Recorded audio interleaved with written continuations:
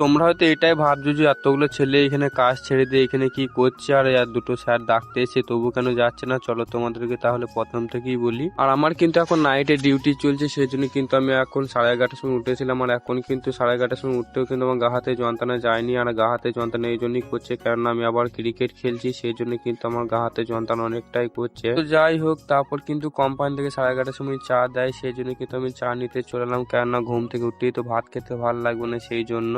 আর শুধু আজকে 11:30টার সময় উঠেছি বলেছি যে চা খাচ্ছি এমনটা কিন্তু না, আমি প্রতিদিনই কিন্তু কোম্পানি থেকে চা না পেলেও রুমে কিন্তু চা করে আমি খাই। তারপর কিন্তু চাটা খাওয়ার পর কিছুক্ষণ এদিক ওদিক ঘোরার পর আমি কিন্তু এখন ভাত খেতে চলে এসেছিলাম। আমার আজকে ভেন্ডি আলু রান্না করেছিলাম, আমার তো একদমই বিরক্ত লাগে। তারপর কিন্তু একটা বন্ধু দেখলাম যে চানাচুর এনেছে, তো ওই বন্ধুর কাছ থেকে কিছু চানাচুরটা নিয়ে এখন ভাতটা খেতে যা হোক ভালো লাগছে। যাই হোক, এই বন্ধুর চানাচুরটা দিল বলি আমি কিন্তু ভাত করে সব খেতে পারলাম, না হলে কিন্তু আমি ভাত করে খেতেই পারতাম না এই ভেন্ডি আলু তরকারি দিয়ে। আর কালকে কিন্তু কোম্পানিতে কাজ ছিল না, সেই জন্য কিন্তু এই গাছের ডালগুলা সব কেটে পরিষ্কার করা করেছে। আর কোম্পানির সামনেটাও কিন্তু এদিকে দেখো ঝোপ লেগেছিল অনেকটাই, কিন্তু এদিকেও কিন্তু পরিষ্কার করে দিয়েছে। তো এই স্যারগুলো ডাকতে এসে তবু কিন্তু এই ছেলেগুলো যাচ্ছে না। ওই স্যারগুলা কথা কি মনে করছে বলো তো, তোমরা যেটা ভাবছো ওইটাই মনে করছে।